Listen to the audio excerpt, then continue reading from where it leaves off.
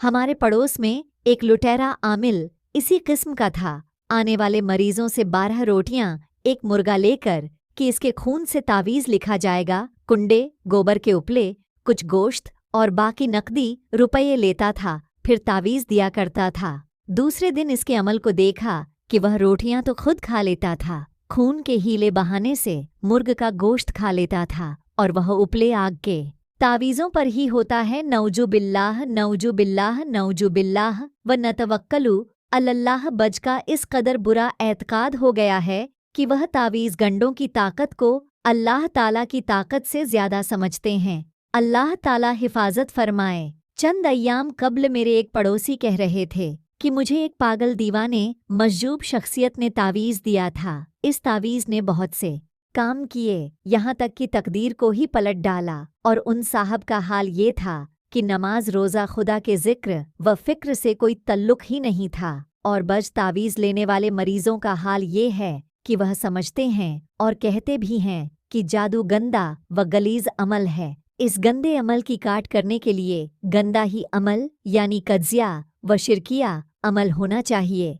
पाक अमल यानी कुरान व हदीस के अमलों से गंदा अमल यानी जादू खत्म नहीं होता। खूब समझ लेना चाहिए कि ये ख्याल लोगों का फासिद और बातिल है। हालांकि नापाक चीज़ नापाकी को कैसे पाक कर सकती है? पाक पानी ही नापाकी को दूर कर सकता है। पाक पानी से मुराद कुरान करीम और नापाकी से मुराद जादू वगैरह। अब दोनों का हाल तावीज़ लेने और देने वाले एक से हो गए बरसों हो जाते हैं, कोई फ़ायदा मरीज को नहीं होता है। फिर लोग खुल्लम खुल्ला कुफ़्र व शिर्क पर आ जाते हैं और पंडितों और नजूमियों और जागियों के पास ईमान व इस्लाम को तबाह व खराब करने वाले दीन पर डाका डालने वाले लोगों के पास जाते हैं और वहां अपने ईमान को बर्बाद कराते हैं और करते हैं और अपने सही अकीदों का जनाजा निकाल देते हैं। हलवा कभी तन्हा नहीं खाना चाहिए, खुद भी खाओ और दूसरों को भी खिलाओ, जबकि इस खिलाने से अपने खाने में कोई कमी वाक़या नहीं होती, बल्कि खिलाने से बरकत होती है।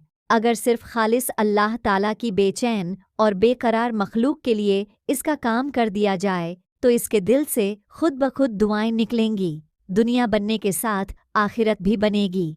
पहले के बुजुर्गों ने इन तावीज़ात व नुकूश को इसलिए भी दिया करते थे ताकि बिगड़ा हुआ आदमी सही दीन पर आ जाए। अल्लाह ताला ने मेरे दिल में ये बात डाली कि मैं इस किताब के तमाम अमलों की इजाज़त आम कर दूं, लिहाजा मैं खुले लफ्ज़ों में इस किताब के तमाम अमलों की इजाज़त हर मुसलमान मर्द व औरत को देता हूँ। इस किताब से फ़ायदा उठाने वालों के लिए न कोई हल्दी, गोश्त, प्याज, लहसुन, दूध, रोटी, मछली, अंडा, शहद, सिरका, मुश्क, खजूर, किसी चीज़ को छोड़ने का कोई परहेज़ नहीं है। बस परहेज़ है तो गुनाहों के छोड़ने का है। जो जितना गुनाहों से बचने वाला होगा और अल्लाह ताला से डरने वाला मुत्तकी परहेज़गार होगा, रसूल की सुन्नतों का आशिक दीवाना होगा और सही इल्म पर अमल करता होगा, इसके तावीज़ात में भी असर होगा। मैं गुलाम व खादिम अल्लाह ताला की जाते अक़दस से कभी उम्मीद करके कहता हूँ